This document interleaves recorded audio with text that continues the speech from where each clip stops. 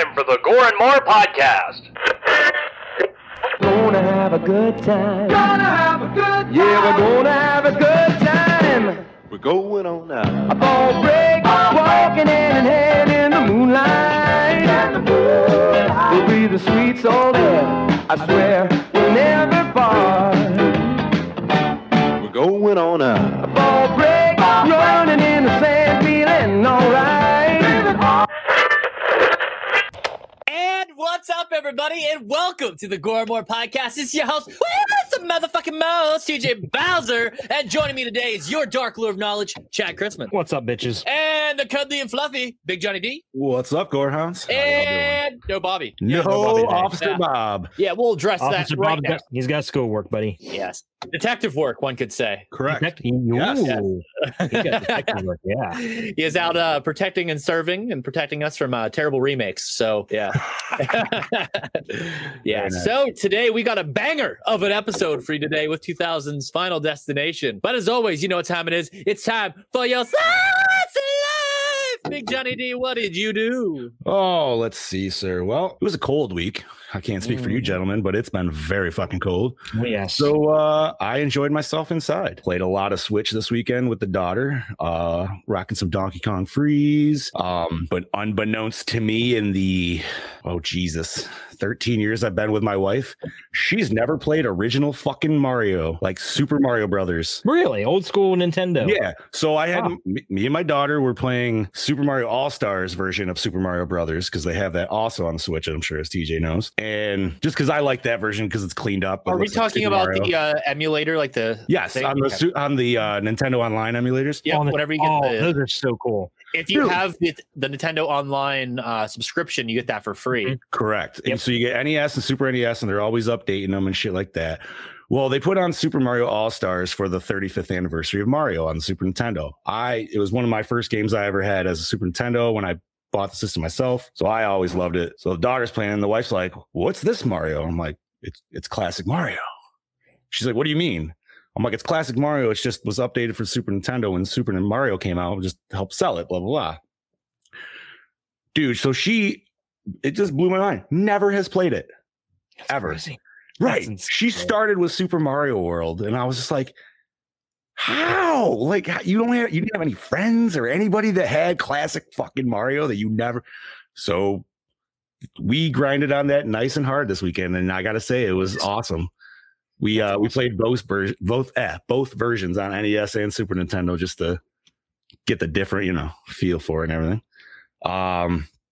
As I mentioned to you gentlemen earlier, I've been falling really deep down a Sasquatch rabbit hole, man. I've just been going down the cryptids like hard, dude. It just gets me out of politics and all the other bullshit. And dude, because of that, I've also been I kind of blame TJ for this because it all kind of started when I watched Primal Rage.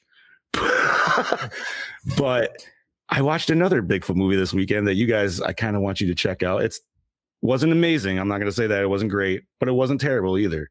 And it's called Big Legend. Big Legend. It's actually like free on Tubi and shit. Like I said, it wasn't bad. And crazy ending I did not expect out of anywhere. No rape? No rape in this one. Good. No Sasquatch rape, so that's always a plus. Hey, that's absolutely always a plus. Very clean movie. Nothing like crazy to write home about. I think subtracting Sasquatch rape from the story automatically makes it cleaner. That is very true. Yeah. Big Legend is what I call my day. I don't deny that I believe that. And that is for the Brody Kane, by the way. Other than that, man, I watched this movie. I didn't get the 5-pack like Chad did. However, I did order it, so it's on its way. Nice. Well, I figure we're probably going to end up doing the sequel. Mm-hmm. And I don't mind the first 2 movies, and I've never watched the last 3, so fuck it. This was all new to me, and the funny thing is, like, we just happened to be out. I'll get onto that when I do my. And you know what? Let's trade it over to you, buddy. I'm pretty much done. So how was your week, bud? It wasn't bad, work as usual. And this weekend, I helped the in-laws start to put up some walls in the basement. We're going to get that finished. Then I got to take my wife out to dinner, which is rare for us to go out without no kids. And then we went around shopping. And this is so friggin' weird. Like, we went to the mall at like 8 o'clock, and everything is closing. Like the whole mall, the stores are closing at 8 o'clock on a Saturday. That's the world of COVID, bro. I guess so. It's ridiculous. Yeah. Like, I understand, dude. Yeah, it's crazy. So we went to Walmart and got everything we needed, and that's when I said, I'm going to see if they have Final Destination here. And so I looked it up on the app. Apologize for that. But no, I looked it up on the app and it says it has limited stock. So I went to look on the shelf and it was nowhere to be seen. There's not even a space for it, but there's a bin right there in front of it. And I'm like, maybe it's in here because there's some multi-packs, and I found one copy. I'm like, I am getting this. My wife's like, yeah, good. Nice. She really wanted to see these too. So $10, 5 movies, can't argue with that. And the quality is actually not bad. Speaking of quality, is my video okay? Bro, you're like clean as fuck. Oh, yeah. Okay. You could tell the video quality between yours to mine to Chad's, dude. Yeah. Yeah. I I'm Red Bar. sitting in a dark room too. Yeah. True. And I have like fucking lights. Literally, you guys can't see it. Everything's just out of frame. But except for that sweet light right above your head. I have. Oh yeah, it's strategically placed, so it's not to offend anyone. But I'm getting a Red Bar, which is why I ask. Ooh. But I did my speed test, and we're getting over 500 megs a second, so it makes no sense. So like, and everything was clean as shit, and the audio sounds clear as hell, dude. Damn you, Restream! Damn you! That's like the same thing that happened to me last week. I was getting red bars, and I was still on perfectly clear with you guys. Yo, let me ask you about your little Walmart trip real quick, dude. By chance, did you take a little gallivant over to the toy section at all? Yeah. Did you see the new Aliens figures they dropped? I did. Did you see the new Predator figure they dropped? Well, yeah, they're right next to those. But did you see the Predator has a movable mouth? Like you push a button on his back and his mouth, his mandibles move. Any AEW figures you spot yet? I didn't notice any. I don't think so. Okay. Butler's been clean.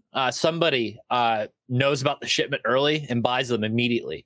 Oh, really? Yes. It's clean. You got a toy monger. Oh, I hate. See, that's how I feel about the RGB shit in my area, dude. Like, I just can't get on that shit. Yeah, there's an eBay scalper somewhere near us because they go immediately, and there's no reason that you need to buy. There's only 5 toys in the light wave. There's no reason why that stock should be completely gone. Right? Like instantaneously. Like, no, let it hit the shelf.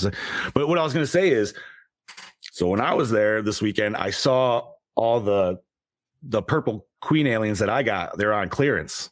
And they didn't have actually, I think they might have had a pink one, not a purple one. No. So the new one is red, and it actually makes sounds and shit, dude, and lights up at the same time. I'm like, what the fuck? And it's the same price as the purple one was. I'm like, fuck you, dude. I'm pissed. Like, I almost kind of want to get it, but I'm like, I already have a Queen. Like, but the new ones they brought out, dude, they're like more of the OG single pack ones back in the day. They're bigger. They're a little bit like they're a lot. Yeah, they're more detailed. They're like a step. They're like a step below NECA. That's how good they look. I would agree. And what is up, Mr. Robo? Straight out of the cave. There he is. Hey, and guess what? Yeah, another one. Yeah, my wife. Yeah. Listen, I know women and their toys, and you know what? They're just different toys. But anyways, what else you been doing, buddy? Oh shit, what else? Okay. So here's how weird adult life is, and I'm sure you guys can relate to this, especially you, John, doing all the new renovations. The wife went to Sam's Club with her mom yesterday. All right. So when she comes back, she's like, "Get your shoes on and come out here. I got to show you something." She's like, "You're gonna love it." Like, you didn't buy another arcade game, did you? She's like, "No, it's better. Like a new TV. Better than a new arcade." She's like, "No, it's better." I'm like, PS5. She's like, "No, better." I'm like, "Okay, what the fuck's gonna be better than a new PS5?" So go out there and take one guess at what she bought. That's better than a PS5, and I gotta ask, would you agree? Maybe. And it wasn't a TV.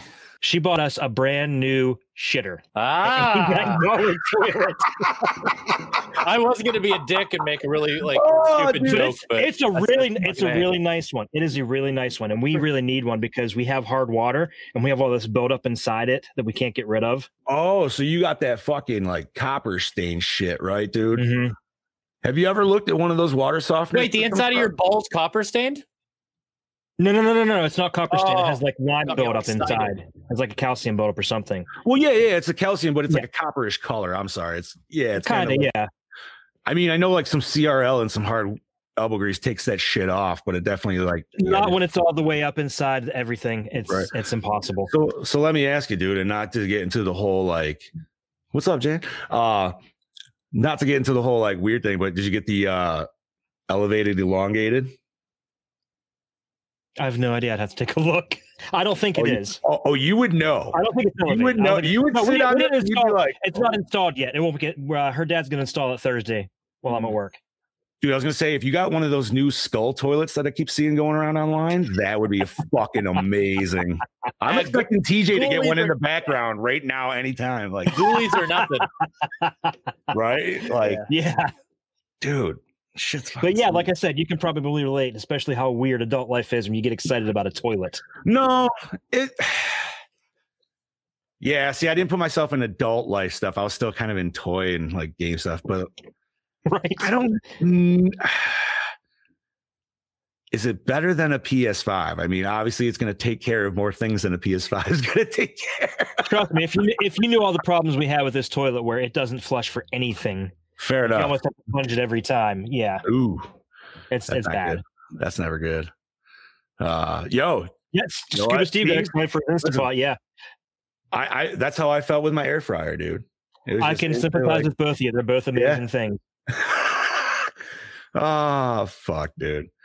So what else you got, buddy? Or what else did you do? No, that's pretty much about it. TJ, how about you, brother? Oh, okay. So I caught off guard. Think about it for a second. He was like, "Who, me? What?" As I say every week, podcast here, podcast there, podcasts everywhere. Yes, it was Saturday. I did a podcast with my friend Drew. He used to run Radio Haver. That would be the podcast.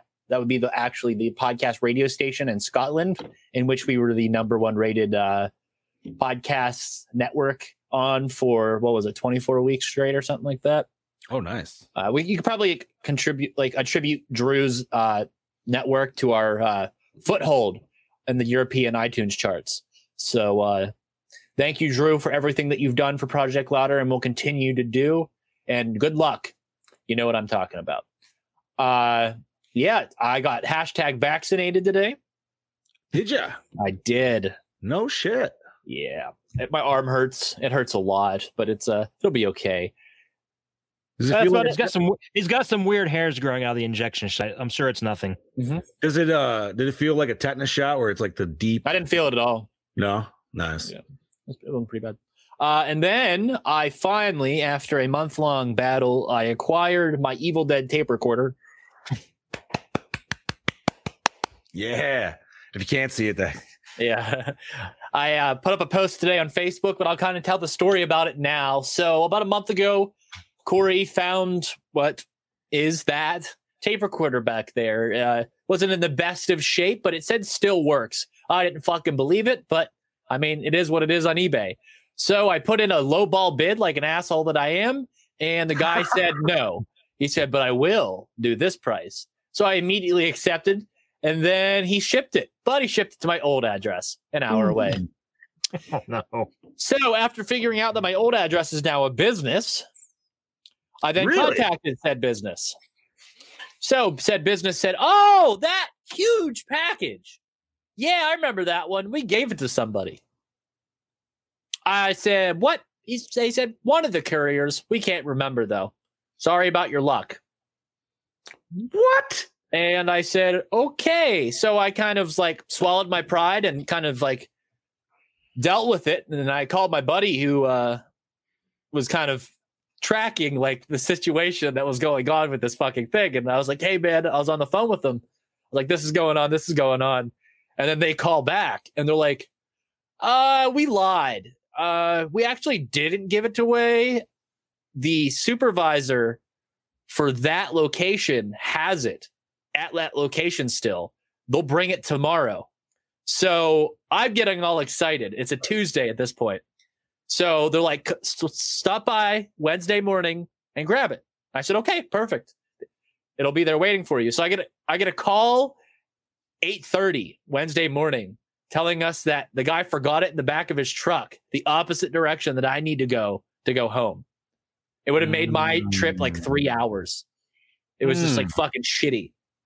So You're just getting blue balled left and right on this, man. So Holy he said fuck. that they will be back later that afternoon, but it will just be waiting in their lobby. So I said, you know what? I can wait till Friday and I'll call my buddy and he can go pick it up. Friday hits. He goes first thing in the morning, goes over and they act like they're fucking stupid. Like they don't know what he's talking about. Like he's a crazy person, right? And then they're like, yeah, we don't know what you're talking about. So them not realizing that this guy used to be the boss of their CEO. So he fucking texts him and is like, yo, this is what's going on. And he's like, I'll pencil you in. No shit. So Monday happens and not Monday, but yeah, today happens. And he goes up first thing in the morning and there it is, waiting in the front door. So I feel like they were going to fuck me around. And then the fact that we're going to show up, I feel like kind of prompted maybe that But for some reason, somebody was feeling like an asshole that day. And it's been a month since this thing's been shipped out. And it finally got to me today. And I spent a good 15, 20 minutes cleaning it today. And then I took it apart and then put it back together. But yeah. Did the box look like it was fucked with by chance? No, the box was perfectly fine. It was actually double boxed because the guy I bought it from was super nice, and I think he understood what it was. I'm not going to reveal the price. I don't care how much you guys bother me, Chad and AJ. I got a deal on it. Maybe Oli Kaufman will know that. But yeah, I have lots of plans for what I consider now my Grail piece. It does work 110%. I fucked with it today. I shared a little video of it actually playing in the Project Louder chat today. And I kind of also have the original microphone and hard case for it, so I can record things. Oh, nice. Dude. Yeah. So I do have an isolated mono track from Evil Dead 1 that I will be able to record on a fresh set of tape whenever it gets here. But that tape will also have to be... Don't play it. Yeah, I shouldn't play it. Do not play it. Especially with that book right there. Right. Like, yeah, that's how shit goes wrong, dude. Absolutely. But yeah, that's the story about that. That's damn, dude. Well, I'm glad you got it though. I'm glad it had a happy ending. It was a yes. Speaking of happy endings, let's get on about this week's film. Oh, you know what? I gotta say, a quick tidbit. I did think about you this weekend, buddy. And you know why? Why? Because I went to a KFC Taco Bell hybrid. What'd you get? I got I got some good old chicken tendies and I got 3 crunchy tacos. Dan, I will not be buying a PlayStation 5. I just purchased at the beginning of this year in a very expensive PC for the company, and I will be using that to game on. It will literally do everything I need to and then some. Yeah. Yep. Fair enough. I honestly don't even think I'm going to get one this year, to tell you the truth. Yeah. I'd say just wait until. I say you wait up the bugs. Wait until they get the slim, dude. Yep. Always wait for the slim. Chad will get like a real thin, black, sleek version with like a high gloss, and it will run super quiet and be all solid state. And be like, Chad, be like, I paid $300 for it. Awesome. See, that's what it'll be like. So I hope so. I haven't seen anything. I haven't seen anything so far that makes me just absolutely have to have a PS5 yet. There's no real exclusives that are worth getting. Resident Evil 5 trailer dropped this week, along with the Kong vs. Godzilla. So I'm going to take this time to plug our brother podcast, or if you want to call them sister, Comics and Kaijus. They did a special bonus episode this week in lieu of their normal episode to talk about the Kong vs. Godzilla trailer that dropped. And it is a good episode. It's an hour and 20-minute reaction video, and it is fucking awesome. They made an hour. I'm not saying that we couldn't do that either, but that's awesome, dude. Yeah. So are you telling me that they completely screwed up their schedule to do a reaction video? They're supposed to do Gamera. I mean, oh man, because I have everything written down. Now I'm going to have to rewrite everything. I could probably go on about a Snyder cut for a while. I mean, especially a trailer. I'm sure my level of excitement, especially like Cameron's level, it doesn't hit their level. Cameron has a new name, and he's trying to rebrand himself. So can you call him by his new name? What do we got? Double Chin Gaijin. Double Chin Gaijin? Yeah. Double Chin Gaijin. All right. Double Chin Gaijin. Interesting. He changed his fucking Instagram name and everything. Did he really? Yes, he's fully embracing it. I was like, you got to brand yourself. He's like, fuck it, I'll do it. Full ham, That's dude. hilarious. I like That is it. hilarious. I was like, it's perfect for your show. Double chin gaijin. I mean, dude, that's a t-shirt seller right there. Right? Dude. I told him like a cartoon version of him with like a Japanese like a rising sun. Yes. Yes. Yes. Oh man. Hey, somebody on Dude, Twitch. What is it? What is this? What is this? Twitch What is this spam. Mad Gamer? Or maybe he's actually a viewer. It's very possible. We do are have on some Twitch now. followers on there. We're about halfway to affiliate. So I will say, man, that trailer was That's fire. Minty. That is just fire. great, dude. I watched it probably 4 times in a row. Mhm. I can't music could have wait. been better. Music could have been better. I'll give Yeah, I you was a that. fan of that. I'll give you that. But I think what was going on in the trailer per se is so much the still I know it's over. pretty. Yeah. When you think about it, and you think about the older, particularly later '70s movies, that it pretty much gives away. Yeah, but who cares?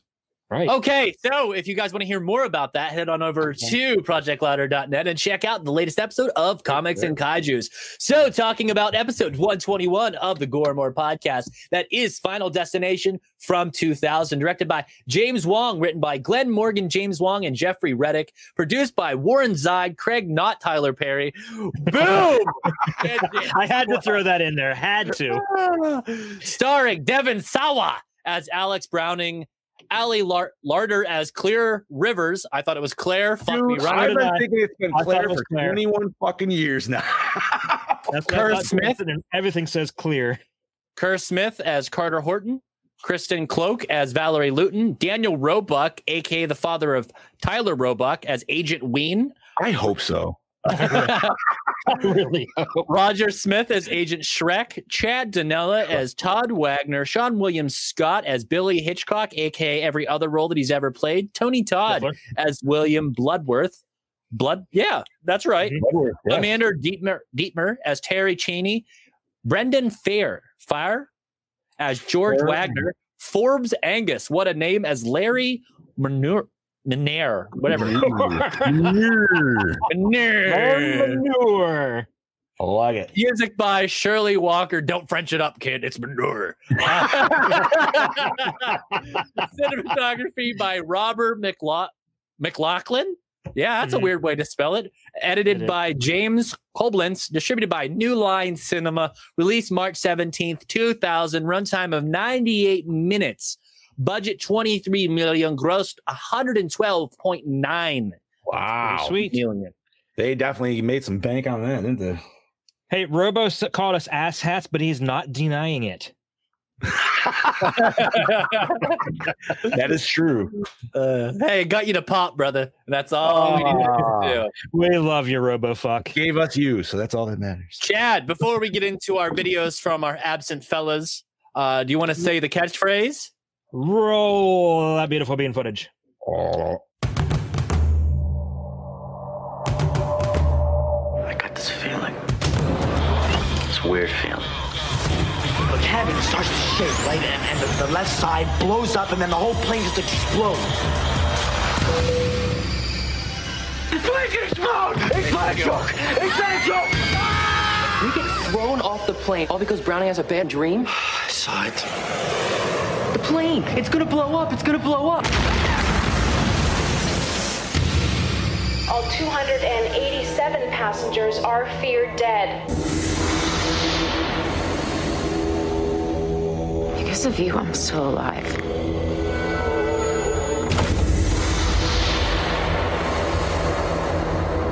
In death, there are no accidents. No coincidences. And no escapes. Did it happen again? Did you see Todd die? What if it was our time? What if we were not meant to get off that plane? What if there is a design, then it's not finished?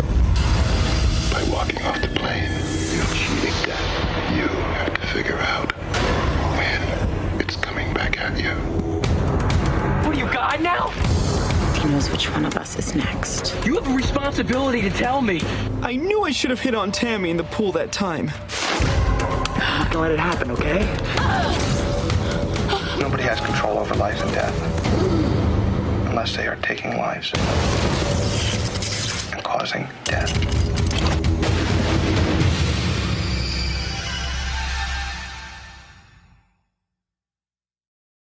Now, can you promise me that no one else is going to die?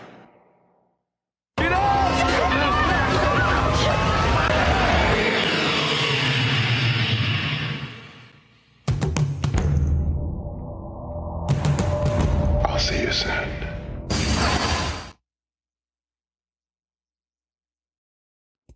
Wow. I wonder if that domain's still available, because I totally want that for us. So can I just say right here, and I'm sure Chad noticed that, maybe even TJ did. Okay, new line. Love your movies, but really the same music and sounds from Mortal Kombat for this trailer? What the fuck, is dude? 2000s new line cinema in a nutshell. Oh my God, dude. That literally, if you close your eyes and didn't listen to what they were saying, I'm like, Mortal Kombat? Like, I could literally hear the point. Oh my God. Did I talk about watching Mortal Kombat on here recently? Like OG, like 95? Yeah. Maybe? No, not that I recollect. What's up? Okay, I watched it. It was on one of the cable channels, and I turned it on. Wow, those effects do not hold up. First and foremost, I don't care. Secondly, Annihilation is way worse, and I still love it. Oh, yes. Yeah, but Scorpion's CGI Reptile in 95 were bad. I don't care, man. That still holds up just fine, but like the CGI does not. Well, because it's the only fucking practical thing in that film is Scorpion's lair. Pretty much. Yeah. That's the only thing Mick worked on. That and Lyndon Ashby was a perfect fucking Johnny Cage, dude. Well, like Mick said, that movie was literally made fight scene, and then they filmed a story in between. And you know what? It was for kids just like me who was literally just eating that shit up like fucking cereal, dude. Like, oh my God. I remember when I rented that movie, I watched it 4 times in a row. Just watch, rewind. Like, I remember my parents came out, they're like, aren't you sick of that? I was like, no. I'm like, this is awesome. Like, I wanted another TV so I could be playing on my Super Nintendo while watching at the same time. I saw them both in the theater when I walked out of Annihilation. Like, what the fuck was that? I never got to see him in theaters, unfortunately. So you know who I would like to see? Ooh, who would you like to see, buddy? Sexy Brody Kane. Oh, no, we're going to see from the Italian Stallion first. Yeah, see Officer Bob. Ladies and gents, this is Bobby Moon of the Gore N More podcast. Unfortunately, I cannot join you tonight, so I send this little video. Wow, listen to that low sensualness to his voice right now. It's a very fun. I thought he was going to like. It was very original for its time, and I find it to be innovative in a lot of ways. And really good, actually. So my thing for this movie is there were innovative kills. You know, the CGI was not so great, but I'm trying to think what Bobby could sell right now, dude. It's still a fun movie. I have plenty of fun sequels, although not nearly as It sounds so suave. Yeah, I'm doing right. Like innovative kills, some repeats, and the goofy man. Levels. But still a fun movie. I give this movie a 4.5 for my rating, and I hope you guys all go check it out. And if not, if you haven't seen it already, although I'm pretty sure a good majority of us that watch this show, listen to this, and all of our banters have seen this. So it's a very fun show. Listen to us. And it's a very fun movie, so please go out and check it out. 4.5 for me. Listen to the rest of the boys talk about this. We'll kill you later. Bye. You know who Bobby's voice? Here's who Bobby's voice. That's who that reminds me of. Did you ever watch Airfly? What is it? Chad's cutting out here. His connections. I was gonna say Chad's stroking out here. Yeah. So while Chad's stroking out, let's take a trip to the Outback and hear from my doppelganger Kangabanger from down under. G'day, my mateys. It is your DKB here once again for another episode of Gore N More. And this week I'm here to give you my 2 cents on one of the greatest horror films from the late 90s, and that is Final Destination. Final Destination, you know, I'm actually a huge fan of this film. I remember seeing it as a kid and thought it was an incredible film for its time. You know, it was something original, fresh, different. But not only that, I love the creativity behind the kills in this film, you know.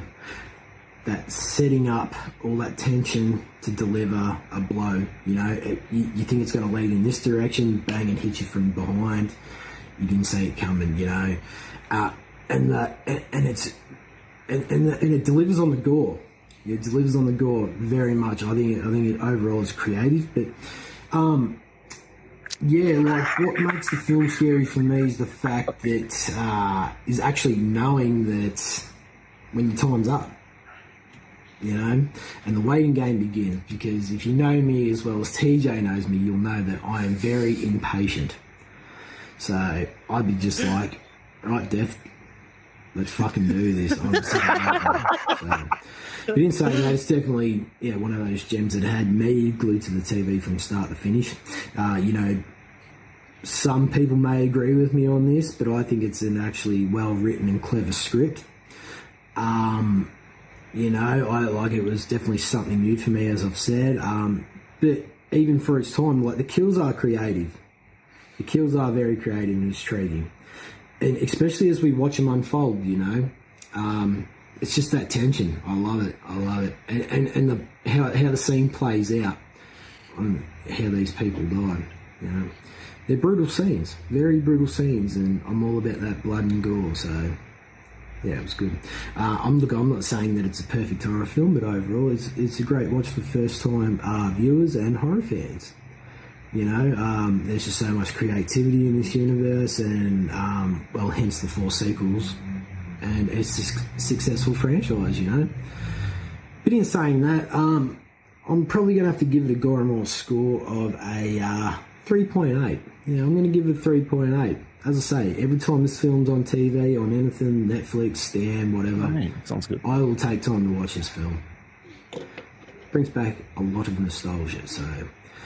That's it for me this week. This is your DKB signing out. I hope you're having a great day or night wherever you're from, and I shall catch you next week, my home skillets. Yeah. Woo. Thank Chad you, Daddy Brody. coming up right now. Whoop. Chad Daddy is back. All right. Yeah, I refreshed it, and then everything was like I could see TJ and like half of John, and it was like all big. It was weird looking. I'd refresh to fix my view. Google Chrome Update 88 is not friendly to Restream. It is recommending that you downgrade to 87 and then keep it there. That requires a bunch of bullshit, and I don't recommend doing it. Gotcha. Yeah. Probably got to get some drivers and shit. Yep. So moving on with this week's show. Guys, what'd you feel? How'd you feel about this film? I love it. I think it's... this and the second film are the stronger films of the series, and they kind of fall off drastically after this point. But yeah. Like I said, I haven't seen. I feel like I've seen the beginning of the third one, but I'm gonna say I didn't really see it because I don't remember any of it, and I didn't see 4 or 5. So the first 2, yeah, I really enjoy. The first one is great. I think it's 5 ties in with this one. I've heard that, and so that's why I'm interested to get the 5-pack. I'll take that journey. I don't give a shit. We did it with Tremors. I ordered the 7-pack as well. Nice. Yeah, you know, I was hoping they didn't have it on Blu-ray though. That little pissed me off. Anyways, you got to buy the Blu-ray 6-pack and then the 7 on. I know. I was thinking I still could do that. It hasn't sent yet. Do that. Yeah, right. But no, I enjoyed this movie, and it's one where sometimes where a big screen movie could actually do it right, or a big budget movie could do it right. I feel a lot of times we'll give it shit on that. I feel because sometimes there's just too many hands in the pot with too many producers. Shit gets fucked, and this one held it together, man. This was a good one. It kept my attention the whole time. I thought, Brody hit the nail on the head. There were some things I do have questions for, but we're going to save them for later. This is a hashtag over processing as fuck movie. Yeah, and that's what I'm kind of afraid of, because it's just kind of like, no, dude, you just can't. So we'll try. You just gotta ride. Yeah, we'll try to hold ourselves back from getting too deep, because then that will because it's very much a product of its time too. So I mean, absolutely, dude. From everything about it. No, man, we got some gnarly kills. Even a little bit of gore, which more than you would see in a AAA movie, I would say. I feel like, especially nowadays, I don't know, maybe not. This is actually my first time watching it, and I was pretty. This is one of those movies I kind of always wanted to kind of see it, but never really got to, and just kept pushing it off. My wife was actually really excited to see this too. Like, she was really. Normally, she's like, if I see a movie, she's like, no, you don't need that. She's like, yeah, I get that. She's like, I want to see these. So yeah. That's awesome, dude. You got two new ones for yourself in last 2 weeks. Yeah, that's great. That's But yeah, like, why was she super excited about it? If you don't like, she's actually starting to enjoy my scary movies more and more now. Yeah, yeah, she's been watching most of them with me, but she didn't. She kind of watched The Shining last week, but halfway through, she came back and gave our youngest daughter a bubble bath. So she was interrupted. Okay, yeah, fire, dude. So that means you guys haven't seen the second one. No. Okay, so if the first one intro scene scars you the way it scarred most people in the last 20. Okay. Right, but like, you know what I mean? Like, when you're taking it in the context of oh my God, dude, that first time you watch that shit, you will never ever fucking not think of that anytime you see a truck with fucking logs on the back, dude. It's like that meme, the meme where it's the log truck and there's like no traffic behind it and there's like a line of traffic. Oh yeah, dude. In the lane to the right, you can tell it's seen Final Destination. Fucking dude, but this movie is great, man. Oh! Can I announce a movie thing?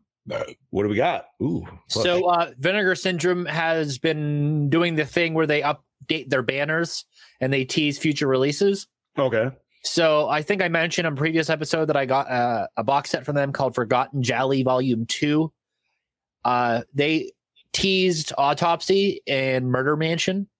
So I think that there's going to be Forgotten Jolly Volume 3 this year. And I think those are two of the three films that will be a part of that series. So those of you who are massive fans of Italian genre films the way I am, fucking check that out, because these are long forgotten films. I've heard of Autopsy. I've never heard of Murder Mansion. I have not watched either because they haven't had Blu-ray releases and they're not really readily available in streaming. So that's why it's important to buy these films when they become available in an effort for film preservation.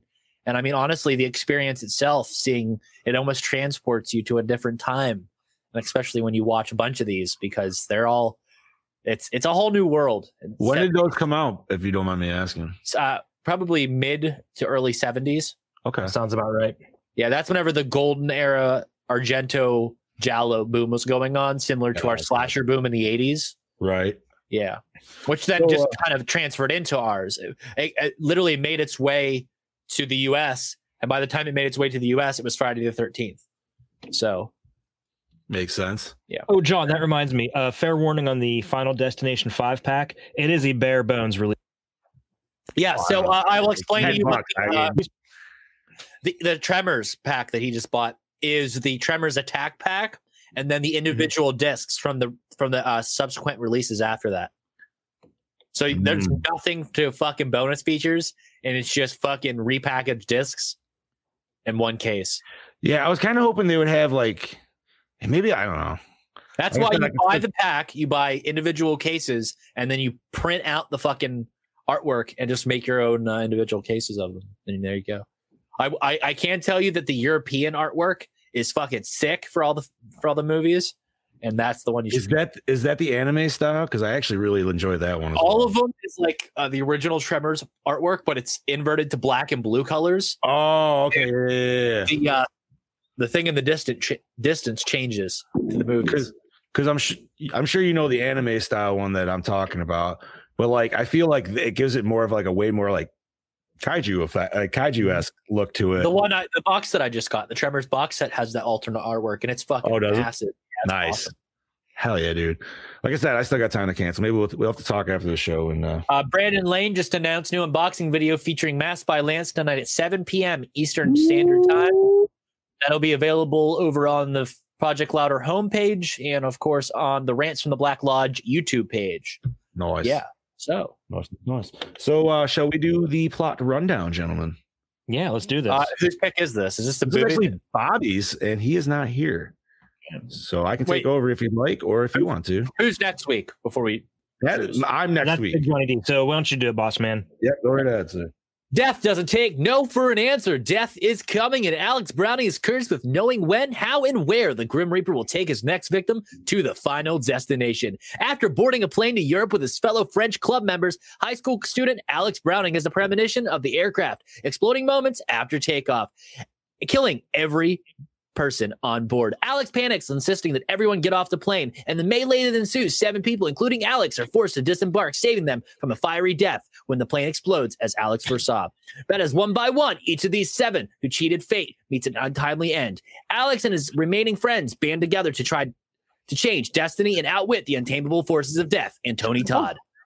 I'm sorry, I didn't notice all the typos. And Tony Todd. Hey, when it's properly written, I can fucking cut a promo. Well, I can tell you what, when these things are written like last week, holy fuck, it is hard. Yeah. So, I mean, we already kind of discussed. I feel we all enjoy. Mm-hmm. I couldn't even tell you how many times I've viewed this. I've definitely seen this a good handful of times. So I might be with Brody, and I'm preferential to the second film. I would. Clear comes back in that film, I guess. Clear Water. Yeah, she's the main. Yeah, she's locks herself in an insane asylum to stay alive. Yep. And I don't know, man. I mean, this one is good, dude. Like the second one, I think the second one is the perfect sequel, I would say. Yeah. I haven't seen it in so long, so when we watch it, I will say if I actually like it better. I guess we'll go by score, but yeah, man. I think that we should stop after the second one, though. I agree. I think that certain franchises we should hold ourselves back from. I mean, I think we all said we were going to stop at 3 for any of them for the most part, right? For the most part, yeah. Because I think because I think we decided that because we wanted to do Maniac Cop 3, and I think that's where we ended. We're like, all right, we're going to end it with 3. I think that and Alien 3 were the inspiration for this. And Halloween 3. Halloween 3. Yeah. So, like, we're really pushing our limits watching Amityville 3 this year. That's a pretty bad one. I mean, we could always swap it out for It's About Time. I'm just saying. We could choose out of the 30 fucking movies that Amityville has. Yeah. Like, it'd be great. I don't care. It's About Time was directed by Tony Rendell, who also did Hellraiser 2. So it's not bad at all. All right. And of course, Bloody Disgusting agrees with me. So you know what? If I don't, I agree with us on everything. You know that. As long as I don't get weird incestuous brother sister shit before the dude, I'm good. No, there's none of that. All right, that's all that matters then. So, Chad, shall we take a peek behind that? Yeah. Okay. So I'll touch on this first. It's pretty well known that the story was originally the concept for an abandoned X-Files television script, which was in turn inspired by a movie called Soul Survivor. Yeah. But it was inspired by another movie called Soul Survivor from 1984. Very similar storyline. I can definitely see this being an X-Files episode, dude. Like, not only that, I might be jumping the gun, but I would love to see this adapted into a TV series. Final Destination. Yeah. I could see it being fleshed out over an entire season, them trying to escape death. Or even on a weekly basis. Ooh. You're going to be one person. Or 2 people. You know what I mean? Like, if you keep it small, okay, you can keep. We'll think about that. We'll talk about that more when it comes to the 3 R's. Okay. All right. So, where was I? Kerr Smith and Sean William Scott took motion sickness pills before each plane crash take and were half asleep in these scenes. That's why they aren't shown close up very much. Do you have any notes on Devin Sawa's makeup? No, I don't. Okay, so I said in the chat earlier that some of the earlier scenes in the film, again, I watched it in pretty fucking good clarity, and I just feel like this motherfucker had a lot of makeup on to cover up some pretty bad acne at the time. Yo, bro, he was only like 17, probably, right? Yeah. Like, I'm just saying it was extremely evident. Yeah. That's all. But you know what? I was just looking at that sweet, and I'm so guilty of it, dude. But the sweet fucking gelled, like straight up, like, yeah, like, dude, like a fucking billboard spike. Even Stifler had overly gelled hair at least half the way through the movie. You know what? This is and I know TJ would obviously disagree because of what he said earlier, but I feel like this is like one of the only roles that he's not Stifler in. Bullshit. Bullshit. He was smiling at a funeral. He was smiling because he because he's alive. But like he's that kid in high school, man, that like you never had a problem with him, but like he just tried to talk to anybody because nobody really talked to him. Okay, yeah, he's like Stifler, but at a 5. No. He's not. No, because Stifler's like the dickhead jock. This guy was just a doofus. Stifler's like, I'm putting my dick on the table so everybody looks at me. You know what I mean? Like, well, let's see the hog meat, Johnny. If you're gonna fucking talk about it, that's Bobby. That's Bobby, dude. There ain't nothing over here. Not except for the sweet T-shirt I'm wearing. Ad placement. No, man. I didn't think he was Stifler in this, dude. You like Walking Tall, Stifler. You know what I mean? Like, fair enough. Yeah, I don't know. This one, he's just actually. You want a good movie where he was not Stifler? Bulletproof Monk. That, and I thought you were honestly going to go, and there's such a weird one, dude. What the hell is it? Southland Tales? I haven't seen. Yeah, dude. You got to be on drugs, Steve, and understand what the fuck's going on in that movie. And I didn't know what the fuck was going on in that movie. So, like, it has Rock's in it, Sean William Scott, dude. Like, there's a fuck ton of like big actors. I don't know. Anyways, okay. So the exterior of Mrs. Luton's house was built in 5 days. The residents of Vancouver didn't want the filmmakers to blow it up as they thought it was a nice house. Nice. And no, Brody, I have not yet, but I want to. Directed by Fred Durst. Yes. Yeah, it came out last year, 2 years ago. 2 years ago. And Fred Durst's directorial debut. And a better director than a songwriter. Yeah, kind of. He gets John Travolta. So yep, John Travolta is the Devon Sawa obsessed. Yep. I don't know. John Travolta did Battleground Earth. He doesn't exactly have high quality standards. Yeah, but he's got some good ones under him too. So whatever, dude. It's like Nick Cage, man. You just accept it. Don't you talk bad about Nick Cage. I fucking love Nick Cage, dude, and I cannot wait for his. He is a national treasure. It looks like that. Brandon's unboxing video is just of that hashtag rigged AF mask that he won on the last raffle. So it's just his filthy winnings of a predetermined fucking raffle. That's all it is. That's funny. And I can say that because every single person that buys Lance's raffles are people from Project Louder. So I'm not going to feel bad about giving them shit. So again, if it wasn't Brandon Lane and Corey Kaufman that win everyone, you could convince me otherwise. But it's those two fuckers, and I think it's just who Dale gets the money won as well, too, right? Yeah. Dale and Corey both won in that double drawing. Yeah, and that mask ended up in my fucking office, and I had to pay for it. It's sitting right there. That's great. Like fucking bandits. Okay, continue on. The shot of Alex's bedside clock, which fades in from 1 o'clock a.m. to 1:80, took 5 days to get correct. 5 days to do that one digital shot. Really? Yeah. That was like a. I mean, it was like a quick 2-second thing. You think they could have got that right? Like the whole scene transition, or just the clock? It just says the clock. Yeah, I guess we're talking to. I don't know. Yeah, okay, I'll accept it. Fuck it. I'm sorry, I'm just laughing at Brody's comment there. What's that? Sorry, Brody. Stir the pot. Okay, much of the news footage shown is actual footage from the July 1996 explosion and crash of TWA Flight 800 off Long Island, New York. Oh, no shit. Mm-hmm. Not nice. I shouldn't. Not only does it borrow footage from the crash, it also borrows other things as well. The July 17th, 96 flight was carrying a high school French club. It exploded suddenly and was investigated for a possible deliberate act causing the accident. First, it was blamed on a bomb, then a surface-to-air missile. And as with this film, it was ultimately decided that the crash was a result of mechanical failure. I think Bill Shatner has something else to say about that. It's on the wing, Chad. Oh, the gremlin.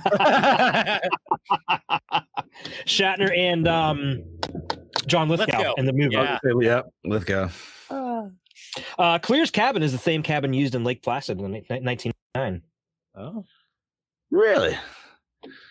Good old Betty White. Oh, Lake Placid might be a superior movie. Is that a Steve Miner? Is that a Steve Miner film? It is Steve Miner. And then it was also composed by same guy who did Halloween H2O. Fuck. I couldn't help you there, buddy. Oh, God, I know. He also did Cruel Intentions. Where's Bobby? Bobby's taking a test. Keep going, and I'll. Okay. The original casting choices for Alex and Clear were actually Tobey Maguire and Kirsten Dunst. Oh, fuck. They later appeared together 2 years later in Spider-Man. John Ottoman. That's it. I feel like I don't know. It'd been interesting to see Toby do this role. Hey, Devin Sawa is better in these horror films anyway. Idle Hands. Anyway. Dude, that's all I was thinking about the whole time watching that. I'm like, man, I want to watch Idle Hands, dude. That's another one I haven't seen. Oh, it's so good, dude. I love it. Okay, man, continue on. Remember that one? I'm going fucking Seth. The numerous appearances of 180 in the film refer to the film's original title of Flight 180. New Line decided to rename the film to Final Destination through fear of confusion of other films like Air Force One and Con Air. Would have been very hard to franchise it if they would have went with that original title. Yeah, right. 180 Part 2, 180 Part 3, 180 Part 5. So it pretty much be like how Microsoft names their systems. They're just like, we're just, Okay, so you guys have both seen Dogma, right? Oh, absolutely. Like a million times. Okay. Tell me I'm not the only one that anytime anybody says Con Air, you want to say Con Air? Con shit. Dude, it's so funny you mentioned Dogma the other day because the song Candy Girl came on the radio, and every time that song comes on, how can you not think of Selma Hayek dancing around with fucking pigtails, dude? It's just instantaneous. And you start doing the little silent bob, like, but by the way, I do happen to share a birthday with Miss Selma Hayek. Do you really? I do. Gosh, and Keanu Reeves. She is a smoke show in her 50s, dude. Yeah. Okay, continuing on. This one Gilf Hunter. Shout out to Matt Sterling. Yeah, buddy. This one actually has the shortest opening disaster of the entire franchise. The plane crash only lasts 2 minutes. I can believe that, dude, because the second one is definitely it's long and intense. Just like your sex life was the Final Destination movie. Which one is intense? Yeah, log and intense.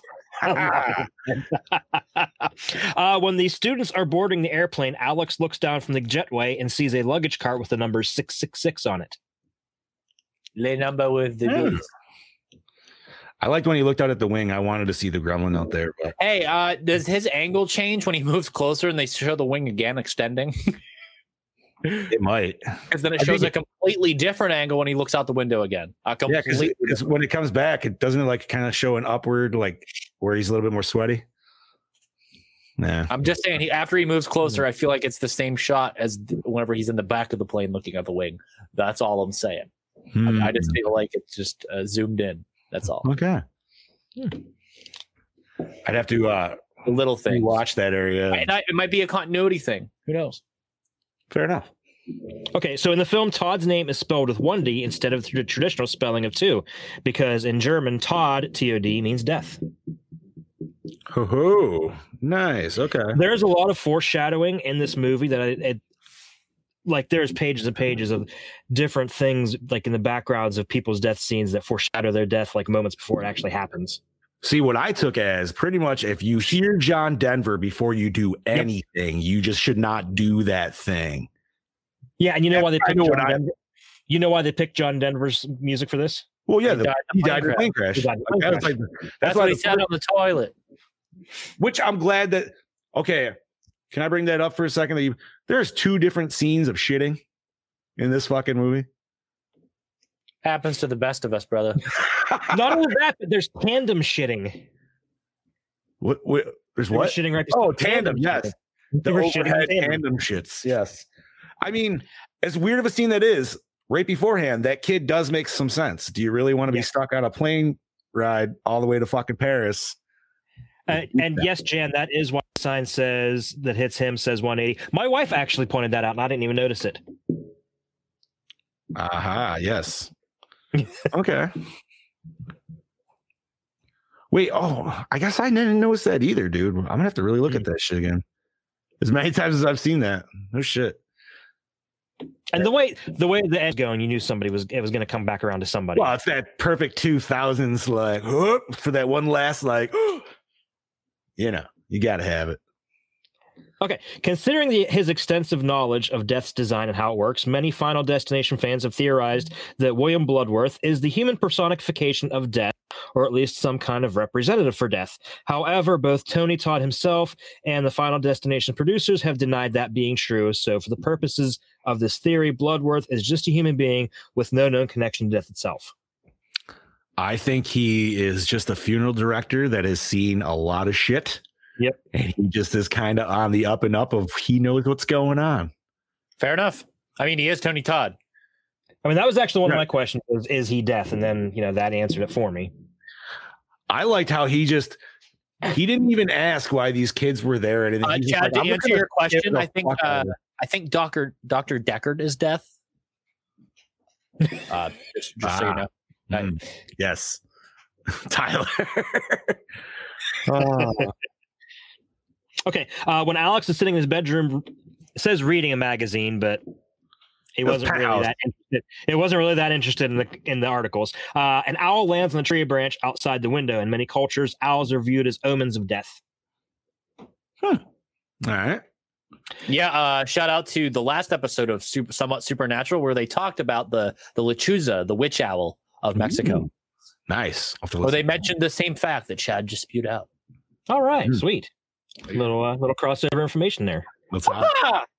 The film was released before September 11th, 2001. Obviously, if the film had been released after, the flight would have been canceled and never departed after the survivors. Let's just say it would have been in the no-fly zone. Boom, boom. And yeah, you got to really think about that, dude. Because even I was thinking about that. I was like, dude, there's no way in fuck that ever would have ever like. As soon as somebody screamed that, they're like, all right, everybody. Oh, yeah, TSA agents would have had him in cuffs and this flight would have been shut down. Yeah, the amount of times that the FBI agents let Devon Sawa go for granted, I know they say they can't hold him, but like. That guy was more of a red herring than red herring. Good old pup named Scooby-Doo reference. I like it. Poor red herring. That guy literally never did and always got blamed by Fred. So you got to ask, was he always just pissed off at Fred because of that? Did that start that way? Or was he a dick first? Fred just, you know what I mean? Like Freddie made red herring a dick. I think Freddie made red herring a dick because he's all preppy. Yeah. Good old pup named Scooby-Doo. Love it. I still like 13 Ghosts of Scooby-Doo better. Oh my God, dude. I forgot about that series. How could you forget? Vincent Price was in it. I heard there's an episode where Scooby-Doo and Ricky Gervais interact, so that might take the cake. For some reason, I always remember the fucking Mama Cass episode, and I don't know why. So stupid. I'm just like, why fucking Batman and Robin, awesome, but fucking Mama Cass, dude. What? Why? Mama Cass, the Three Stooges, but it wasn't like the real Three Stooges. It was like the cartoon Three Stooges. Listen, the best crossover, hands down, and I think we could probably all agree, maybe not, was Johnny Bravo. So, God damn, I'll put it. Don't worry, I don't bite. Does she? Fucking good old Johnny Bravo. Okay, Carter's car is a 1971 Chevy Nova SS. No go. No go. It's a good looking car. The original plan was to have Death as a much more obvious entity in the film as it was in Todd's death, with Todd seeing a shadow in the mirror and the water running back into the toilet to cover its tracks. You actually saw that in the reflected in the teapot too. But after Todd's death, it was decided to have the death simply as accidents. Which I kind of like better. I don't know if I necessarily needed the creepy mist in the background or whatever. But I agree. Yeah, I agree. Like, I don't know. I mean, it didn't necessarily add anything to it, I guess. Like, it gave him just the reason to be like, oh, nothing's there. Okay. Yeah, I think it made it more effective not seeing anything. Okay, there's also an alternate ending filmed where Alex Browning gets decapitated by a stray rudder from a downed police helicopter. Damn. And the DVD also, way also, to end it. Holy the fuck. DVD also features the following deleted scenes: a love scene between Alex and Clear on the beach, a pregnancy test which reveals that Clear is pregnant from having a sex with Alex, and a third ending where Alex is electrocuted and dies. After having their child, Clear has the gift of seeing death before it happens, and Carter also survived. Weird. So in every other ending except for the theatrical one, the one that we saw, Alex died. But like, and spoilers, I guess, even though we've already talked about it, but he's dead in the second one. Is he? I haven't seen it, so I'm pretty sure, dude. It's been a while, but I swear to God, because that's why I thought Clear was the main character, unless he just goes into hiding like super deep. Oh, yo, we're all right over there. Oh, as the train plows through. I mean, to be fair, Tyler, I did not notice, but if I was in that situation, I probably would have had a lot of piss on my pants too. I think all of them. Boy. And Brody's question: which celebrity would we like to see collab with Scooby-Doo? I mean, he already did it with The Undertaker, and I haven't watched that one, but I do want to watch it. So, Chad's already came to life with the Supernatural crossover. Yeah, that was a good one. That was a really good one, actually. I like that a lot. Chris Farley. Or no, Freddie Mercury. How about somebody that's not dead? No, because then that actually makes my pick cool. See, yeah, I get. You can't tell me that a Queen Scooby-Doo episode would be cool as fuck. That would be amazing. Like somebody steals Brian May's guitar and they gotta go find it. It'd be fucking rad. The best part would be is like there you go. Charlie Sheen. Charlie Sheen gets high on coke, steals Brian May's guitar before a fucking Tiger concert. Charlie Sheen's the villain. So they gotta go find Charlie Sheen, who ran away with a couple. Wait. If Charlie Sheen is the guy behind the mask, what's his ghost? What's his or what is his villain character? A coke goblin. He's a coke goblin? Yes. So he's got a giant fucking nose. And he's just white and he's just running around. He's the coke goblin. And he's just like banging all these whores. And he's just is he super jittery like the Flash? Oh, yeah, because he's on coke all the fucking time. He has hashtag Tiger Blood, and he's the coke goblin. And Scooby-Doo's got to find Brian May's guitar so Freddie Mercury and Queen can perform. Oh my God, that's great. You may have sold. Wait, okay. So that's Charlie disguised as Emilio Estevez. Love it. When in doubt, put it on your brother. Holy fuck! Dude. So wait, but who's going after? It's the Mighty Ducks guy. Who's going after Charlie Sheen? Like, why? Who's helping Scooby-Doo? Or is it just that's the Scooby of the gang, and then it's the rest of Brian May. Brian May. Okay. Holy fuck, dude. That'd be. You know what? I guess if we're gonna have to go with dead celebrity, I'm gonna have to go with Phil Hartman. I think he would be a good one with Scooby-Doo. I don't know why, but he's always a class act man. Anyways, Chad, what else we got? Anything good? That's everything, buddy. That's everything. Okay. All right. Like I said, I cut out all the stuff where it talked about the foreshadowing and everybody's deaths. Word. There's quite a bit of it. So I guess before we get into big questions, we should note that we've already stated that this is a movie that you just can't look too deep into, I guess. But my question, I don't think looks terribly deep. But gentlemen, how long was he in that cabin for? Like, did it give a time segment of like how long he was specific? Because he went, they dropped him off, and the next fucking scene after he's duct taping stuff, which I figured was kind of immediately because he's setting up the cabin, he's eating fucking cat food. What the fuck's going on there? Is it cat food? No, it was supposed to be like some kind of I thought it was pudding chicken or something. No. It's like some kind of deviled ham chicken kind of thing. I know what it is, but I'm guessing the reason he was eating that was because it was safe. Like I don't think he could really choke on it. Well, it was ready to eat. All he had to do is open a can, but he also put gloves on so he didn't cut his hand. Correct. But like, dude, I swear to God, that literally looks like the fucking wet cat food container because like those little fucking cans. Yeah, but you know what they actually used for that scene? Mashed up bananas. Well, it looked gross. So either way, I did not. Just looked disgusting. And going along with that, Robo's not wrong. Yeah, right. Going farther into that scene, like the door opens and he's like, hold up, Chad. I know it's a nervous tick, but quit slamming your leg down. It's shaking your microphone, and I can hear it. Is that what that is? I thought somebody was knocking. I have restless leg syndrome. So I'm so happy somebody else heard it. I was like, "Who's knocking?" And then I'm looking at Chad's microphone, and it's going like this, and I'm like, "Oh!" I was making sure like I wasn't hitting the thing. I was like, "What the hell is that?" Okay. So going back to that scene where he's in the cabin and he's like calling out death and whatever, and then he sees like the vision to see clear. Don't call her Claire. That's not her fucking name. It's Claire. It's Clear. I don't give a fuck what IMDb says. You know what? It's not even that. I watched this bitch with subtitles, and after the 5th time it popped up, I had to stop the movie to go check the internet to be like, wait, is her name Clear, or is subtitles just fucked up? And nope, that's her name. And I just don't like it. I like Claire. I in a deleted scene from the second film, her brother Muddy Waters, he shows up and tries to save her. Love it. Love it. Dad jokes extreme.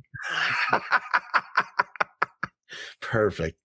But no, so like, I guess why did Death seem to wait so long to try to go after Claire? Like, could it only go after her until he recognized it almost? Or like, I don't know, it just seemed like a weird, like, he was like, he figured out, he's like, oh, I'm not next. And then that's when Death decided to go after. And I granted that he sees everything before it goes down, but like, it's almost like Death like kind of forgot that Claire was next too. Well, you know what? Death is a busy dude. You know, he's got other things to do too. He's like, I'll get there. Right. You know how exhausting chasing Betty White every day is? And Betty White literally is just like, I think you have it the other way around. Betty White's chasing him off with a shotgun. Not this time, fucker. Yeah, have you ever seen the end of the aforementioned Lake Placid? Yeah. When she's been feeding and raising this fucking alligator. That's where the husband went. Yeah. Oh my God. I love how much she says it. Her lines in that movie are pure gold. And she says it so nonchalantly with the smile. Mm-hmm. Oh my God. Now you're all cocksuckers. I knew it when you got here. Oh, fuck anybody that doesn't like that movie, dude. Fucking it. So let's see. I think that was my last question, dude, was the cat food one. Because, well, I'm about to ask a whole lot more. What format did you watch it in? And how was the quality? I watched it on DVD. And it was actually pretty surprisingly good because, you know, like I said, it's bare bones, so it just has 2 movies on it. Nice. No extras. Yeah. I watched it on Prime, and it was HD, not 4K, unfortunately, but Prime as well. Yes. And it was crisp. The audio was clear. Yeah, the DVD is actually surprisingly really good. Nice. Do show the movie. Oh, dude, Carter, you dick. Yeah. He's a cocksucker. That's my favorite line in that whole movie, dude. He says like 3 times. He's Carter, you dick. Poor Sean William Scott. Favorite death. TJ, that's not cranberry sauce. It's not cranberry sauce. I missed that. I miss our soundboard. Yes. I'm gonna say it's a tie for me, dude. Sean William Scott's death was great, but I feel like I almost want to go with the elongated, like when Todd died, just because like how fucked up that was, and just like his eyes fucking like getting clouded over with the blood and everything was just fucking awesome looking. And I would have to say the teacher. The teacher one was just Because it was all a setup to make Devon Sawa look like he fucking did it. It was awesome. I just want to know what the fuck she had in that vodka bottle, because that was some strong ass fucking shit. Let me just say. That was like straight kerosene, dude. That thing lit. Like that was even stronger than 151, man. Like it was a straight up moonshine. Yeah, I think I want to go with Stifler's, but you know, just the quick sudden death of the Bond girl just getting hit by the bus from out of nowhere. Yeah. That was pretty cool. Pretty effective for 2000. My wife brought up a good point during that. She's like, wouldn't you think you could hear the bus coming? Because, you know, they're pretty loud. But I'm like, yo, if you're in an argument and you're dealing with the fact that like everybody you knew just died. And you're screaming. Like, right. Like you're pissed off at your boyfriend because they're fighting. I'm like, you know, there's just shit going on you just don't pay attention to. And that's why it happened. Like, or almost happened twice, actually. Mm-hmm. But I think the use of the bus the second time is pretty fucking rad because it's like a chain reaction type thing.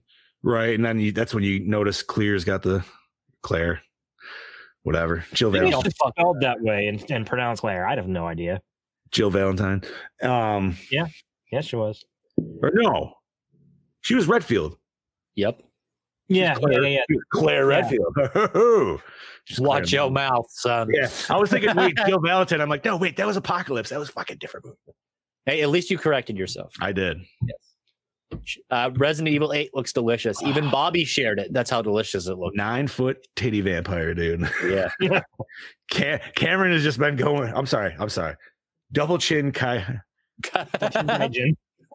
Double chin Kaijin. I got to write that down. Gaijin means outsider, so it's great. I love it. So, best scene, gentlemen. Easy. The fucking plane explosion. Yeah, that whole opening sequence. Mm-hmm. I think that's the highlight of all of these films, honestly. Right. They set you up a really high bar, and then they just kind of like let you follow the rest of the remainders after the fact. Because it's always a high budget, big sequence. But it does. But this movie has great like setup for fucking just. So we got like what's gonna happen? Airplane, lugging truck, roller coaster, NASCAR. What's the fifth one? Oh, NASCAR, huh? Yeah. I remember the roller coaster because that was the 3D one, right? Yeah.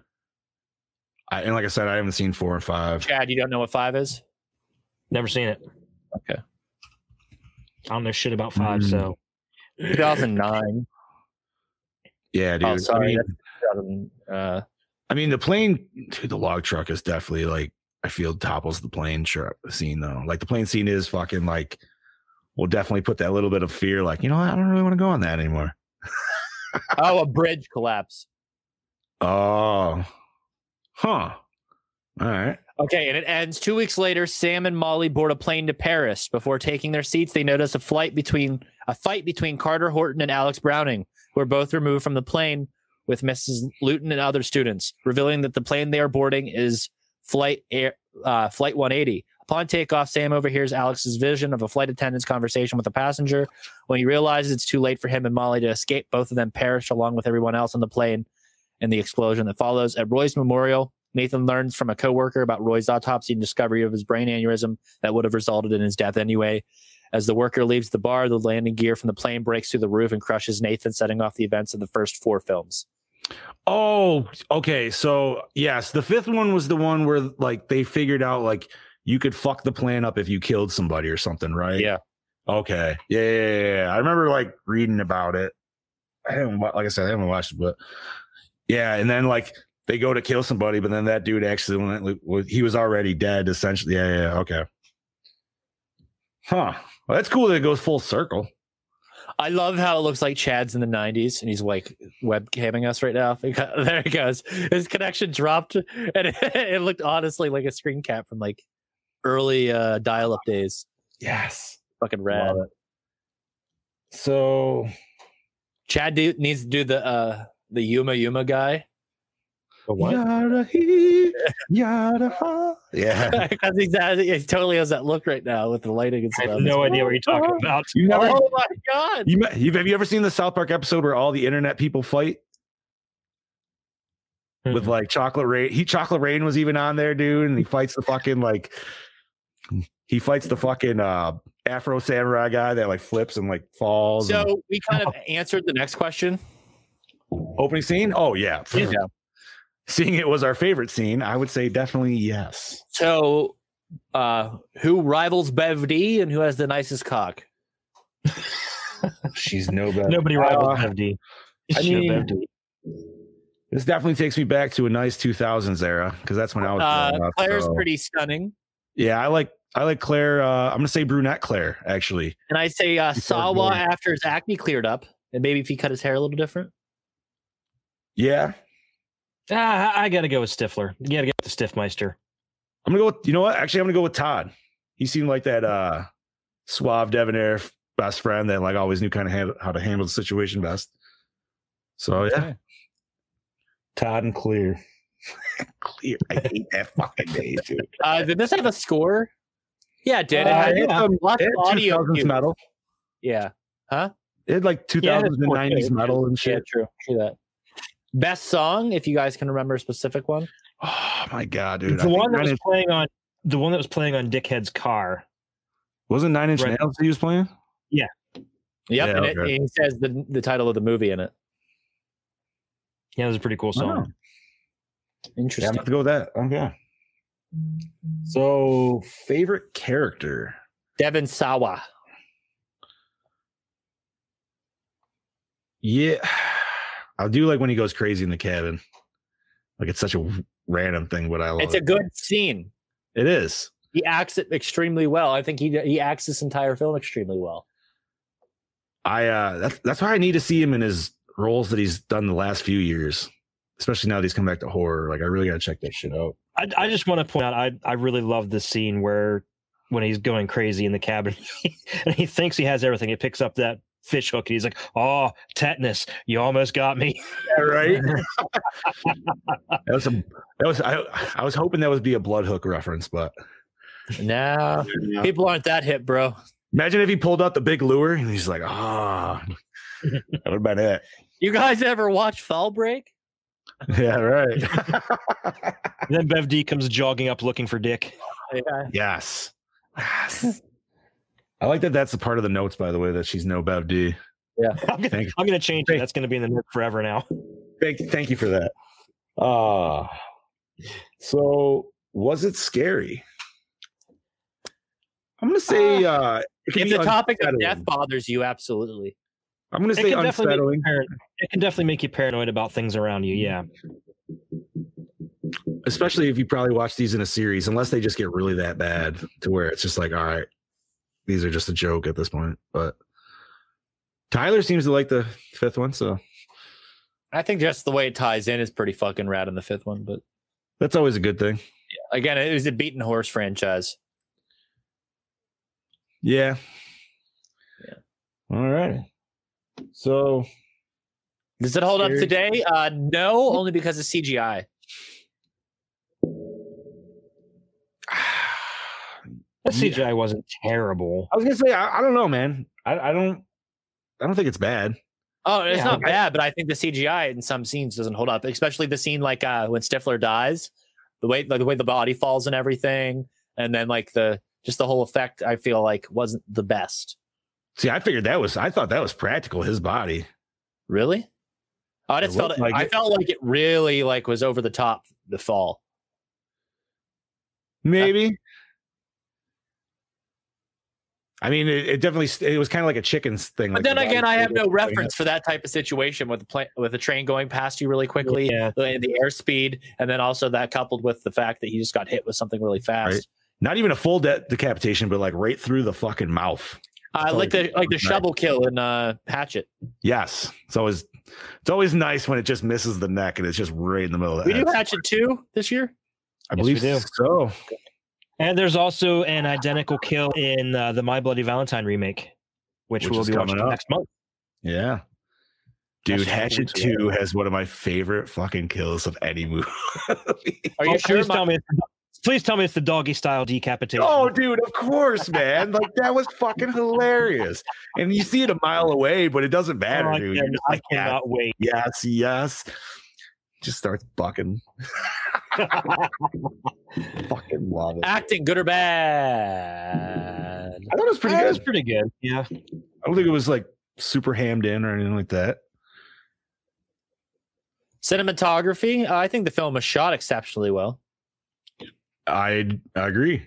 Yeah. I think it did a really good job showing you the locations because it kind of had to, because it had to show these kind of crazy contraptions and just the close-ups of all the potential things that you think could happen.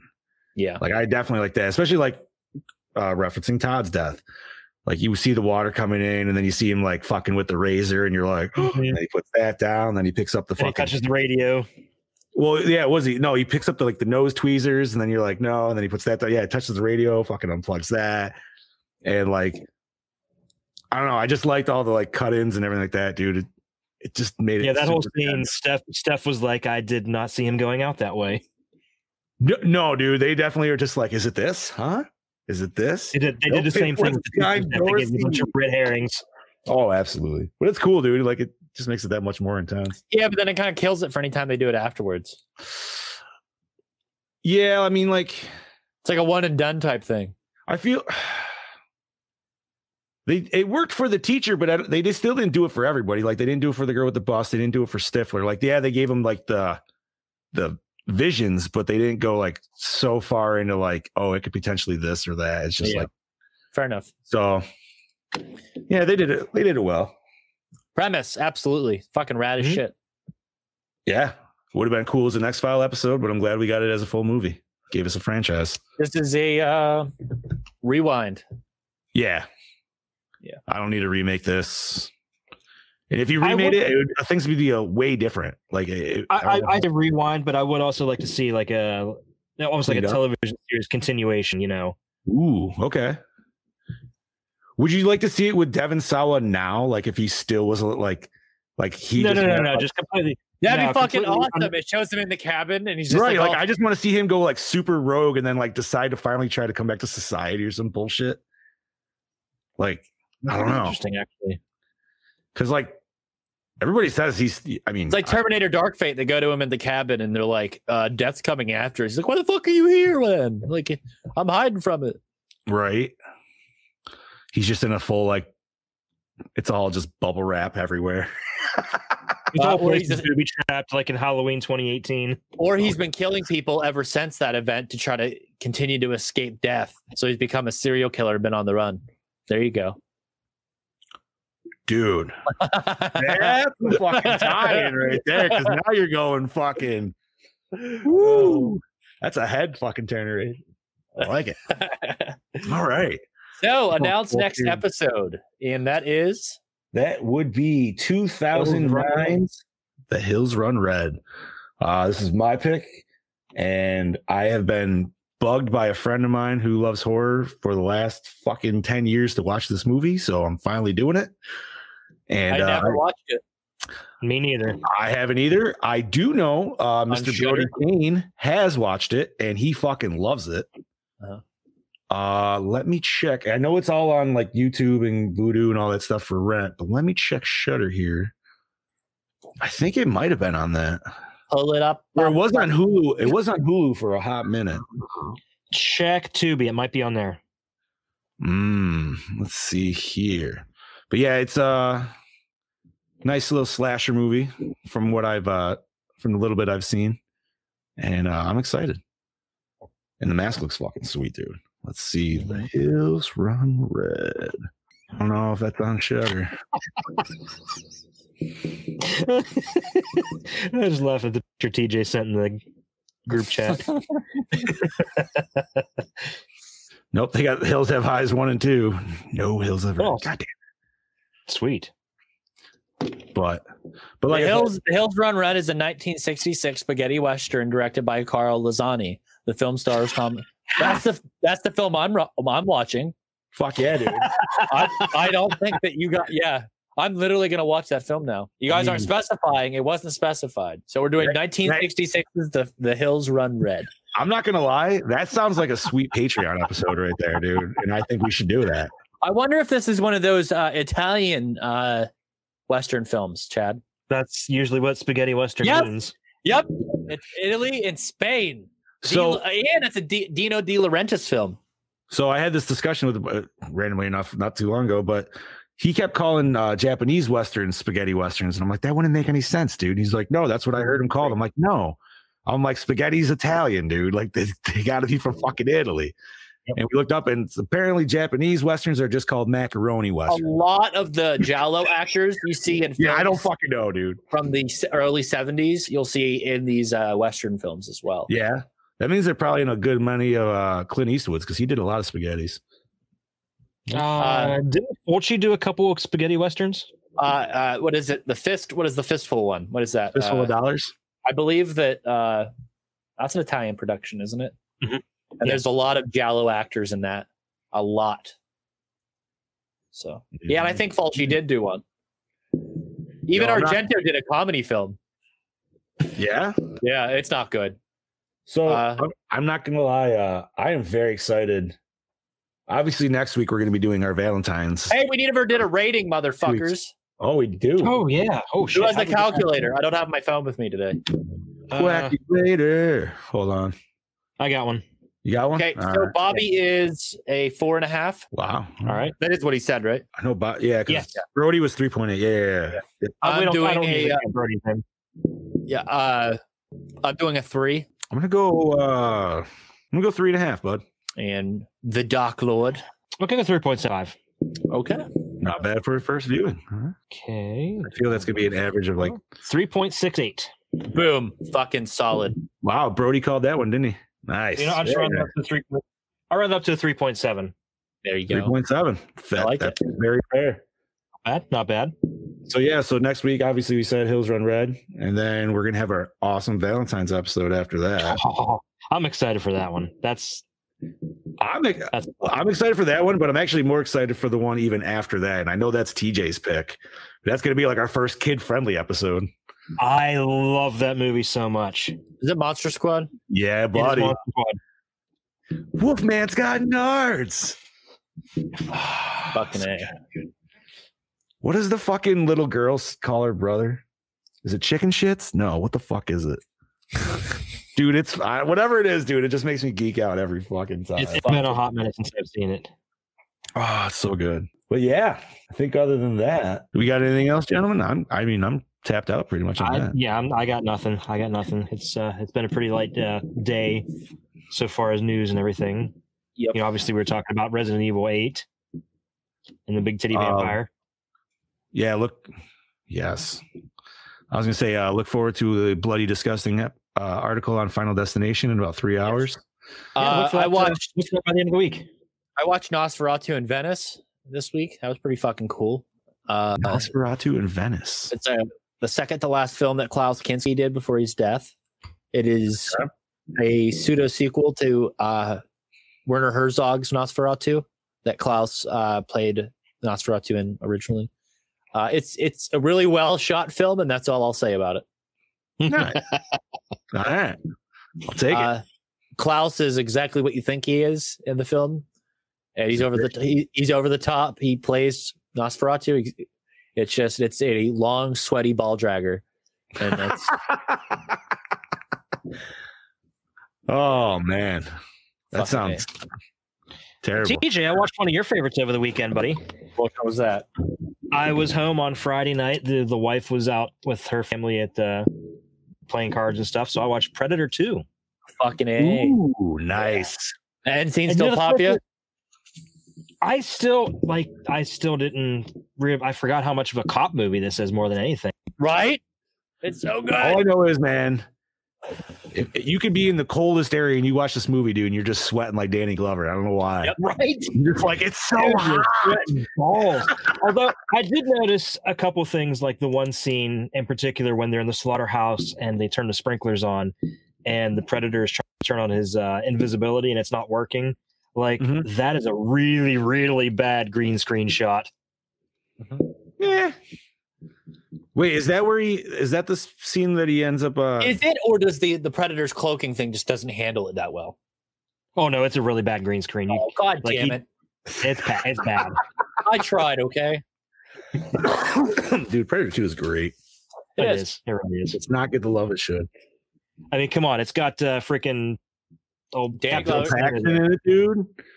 Fucking, it's so good. Paxton, Bill, Danny Glover. You get a nice zoom in shot of some titties in a window from a porn star. I remember watching that with. I remember my old man let me. Dude, you don't get titties. You get one bush too. I know. And I was 7 when I first saw that, and my old man didn't want me to allow me. It was him and I. My mom went out to the movies with her friends, and we rented Predator 1 and 2 because he's like, "Oh, you got to watch the first one; it's great." And he fell asleep a little bit. And he woke up. And I started watching Predator 2, and somehow he was passed out right until that scene came up, and he was just like, "What the hell? You can't be watching this." And I'm like, "Yeah, I could." He thought I was watching like Skinamax or something. I'm like, "No, it's still Predator 2." He's like, "I don't remember that scene." So we'll end on that note, and that is where John's love for strip clubs began. So until next week, guys, this is your host with the motherfucking most with the Gore N More podcast saying, see y'all next week. Bye-bye. This is your Dark Lord of Knowledge, Chad Christman, saying, see you next time, bitches. This is your fluffy, fuzzy Big Johnny D saying, see you later, Gorehounds.